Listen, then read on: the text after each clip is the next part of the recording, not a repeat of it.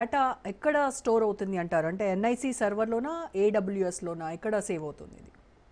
ఆ! ఇప్పుడు వాళ్ళు స్పెసిఫిక్‌గా చెప్పాలంటే లోకల్‌గా సర్వర్ పెట్టుకోవాలి అనుకుంటే గనక భారతదేశంలోనే సర్వర్స్ ఉండాలి, భారతదేశంలోనే ఉండాలని చెప్పేసి ఒక పాలసీ ఈ మధ్య వస్తుంది కాబట్టి, సో ఎన్ఐసి సర్వర్స్‌తో స్టోర్ చేసే స్కోప్ అనేది ఉంటుంది. కానీ ఎన్ఐసి సర్వర్స్‌లో ఎఫెక్టివ్‌నెస్, సెక్యూరిటీ పారామీటర్స్ చాలా తక్కువగా ఉంటాయండి. ఇప్పటికి కూడా they are not following any ah, ah, strengthen security అల్గారిథమ్స్‌ని use చేయట్లా. హ్మ్. సో అందువలన కొన్ని సందర్భాల్లో అమెజాన్ వెబ్ సర్వీసెస్‌లో కావచ్చు, మైక్రోసాఫ్ట్ అజూర్‌లో కావచ్చు, లేదా గూగుల్ క్లౌడ్ సర్వీసెస్‌లో కానీ వీళ్ళు పోస్ట్ చేసే అవకాశం కూడా లేకపోలేదు.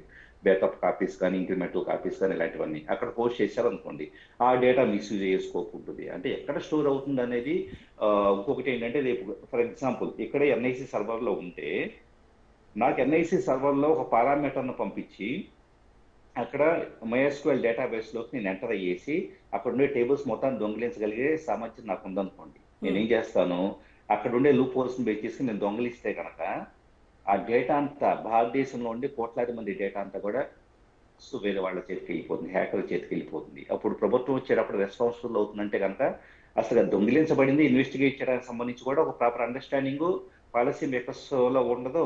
ప్లస్ ప్రభుత్వం కూడా జవాబుదారీ ఉండటానికి ఇష్టపడదు.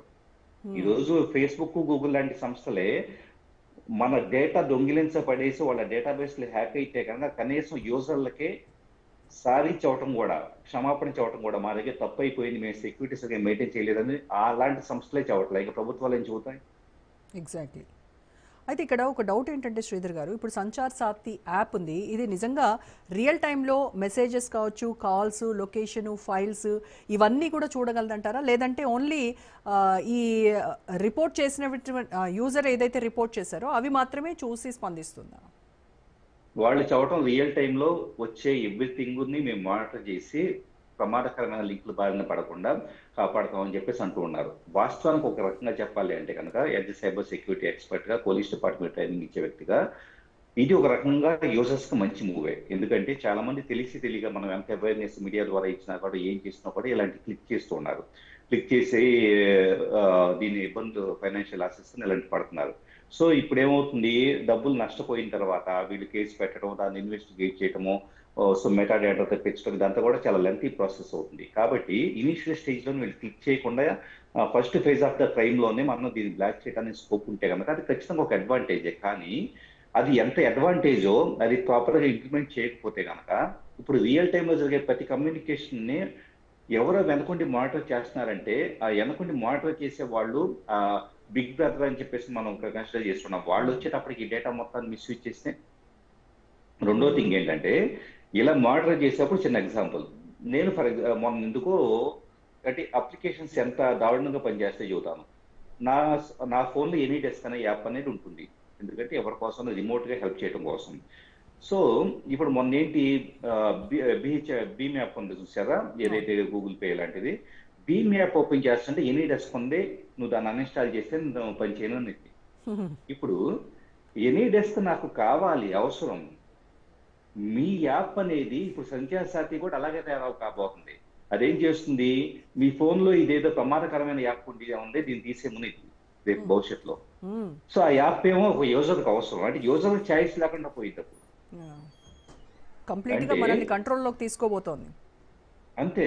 ఇప్పుడు నాకు అవసరమైన యాప్స్ ఏంటో నా ఓన్ అవగాహనతో నేను ఇన్‌స్టాల్ చేసుకొని యూజ్ చేసుకుంటున్నప్పుడు, మీరు బ్యాక్‌గ్రౌండ్‌లో అది కూడా మీ యాప్‌ని తీసేయడానికి ఇప్పుడన్నా గాని కనీసం భీమ్ నేను తీసేయొచ్చు. కానీ మీ యాప్‌ని తీసేయడానికి ఓఎస్ లెవెల్ ఇంటిగ్రేట్ అయ్యి ఉంది. ఇంక నేను ఫోన్ కూడా ఇంకా మార్చుకోవాల్సిన పరిస్థితి. మార్చుకున్నా కూడా సేమ్ మళ్ళా కొత్త ఫోన్‌లో ఇదే యాప్ ఉంటుంది. హ్మ్. అప్పుడు నేను ఎనీడెస్క్ లాంటిది ఇన్‌స్టాల్ చేయాలి, వాడుకోవాలి అంటే గనక ఇక నాకు చాయిస్ లేనట్లే కదా! హ్మ్.